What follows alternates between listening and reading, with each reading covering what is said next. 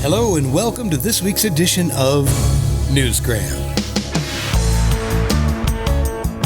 Have you ever wondered about the forces that shape our identity, who we truly are, and where we came from? In a world filled with uncertainty, reconnecting with our roots can offer us a sense of security and a sense of inner peace. Today we're going to travel back in time to explore the captivating tale of one man's quest to reclaim his Cuban roots. How do we go from all of the hate and the anger and the fear that we're exposed to daily into achieving an inner peace? That's Mario Cartaya, and he's the author of Journey Back into the Vault, In Search of My Faded Cuban Childhood Footprints. His is a very personal adventure, but it's also a reminder of how powerful it is to learn about ourselves and where we came from. Coming to terms with who you really are, and then trying to find that peace within us that we all need so much. In an effort to reclaim his forgotten Cuban childhood and his original identity, he did some digging into his own past.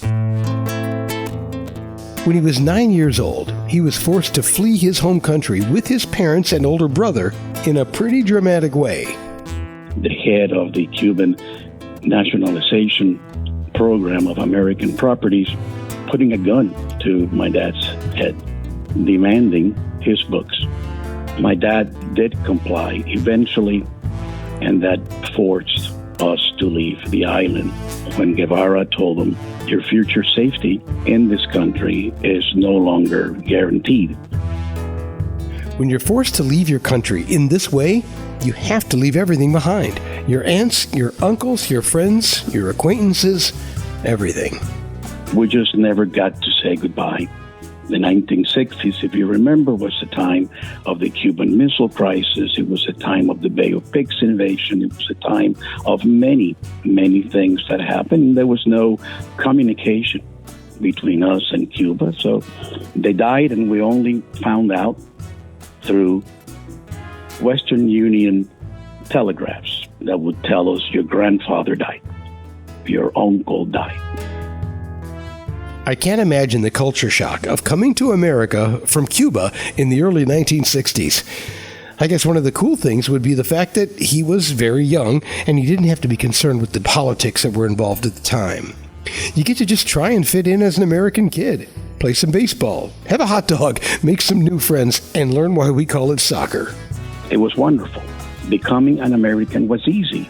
However, that vault that I built to protect me from all those painful and relevant memories will come to play a few years later. Yep, at some point in the growing up process, we're all forced to breach that vault where we've stored all those painful memories from the past, and to see if maybe enough time has gone by to have another look. For some of us, it happens naturally. And for others, you have to crack open your own unconscious vault and retrieve the buried memories to better examine them with the wisdom that comes from growing older. For Mario, he chose to head back to Cuba. I was hoping that the stimulus of going to the buildings, the places where I lived, would remind me. However, what that stimulus did was it took me inside a place inside myself where all those memories lived. I had never lost those memories that I thought I had forgotten. I just stopped myself from remembering. I protected myself from remembering in the subconscious vault that we all built. And what I realized is that as the memories returned, the demons of long ago belonged long ago. And the more that I opened myself to going inside that vault and discovering who I really am, it's not who I was, it's who I am. Because all those memories that lurk inside ourselves is really a part of you, and they've made you. That's right, he couldn't blame his father for doing what was best for his family. Do you blame the Castro regime for the forced exile? Or do you look for the positive memories, the things that you can be grateful for? They're all there. Sometimes you just need to be willing to look. Here's a great example. My mother, unfortunately, passed away. And I was going through her items, and there's a box with a letter from her saying, "These are for you." And among the things that I found in there was a pocket watch that my grandfather used to own. I just found it. And the moment that I saw that watch, I remember it because I was on a school play in kindergarten where I played an elderly watchmaker.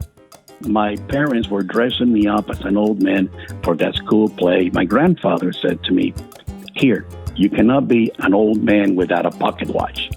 And so he gave me this pocket watch. And here, after all these years, there it is in my hand. And all that I could feel was love, not fear, just love. There are no demons anymore. It's beautiful. And that love is something that makes this story come alive. The book is called Journey Back into the Vault, In Search of My Faded Cuban Childhood Footprints by Mario Cartaya.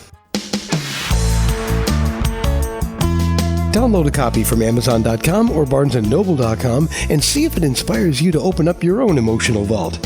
Who knows? You might find it to be therapeutic. And that will do it for this edition of Newsgram from WebTalkRadio.com.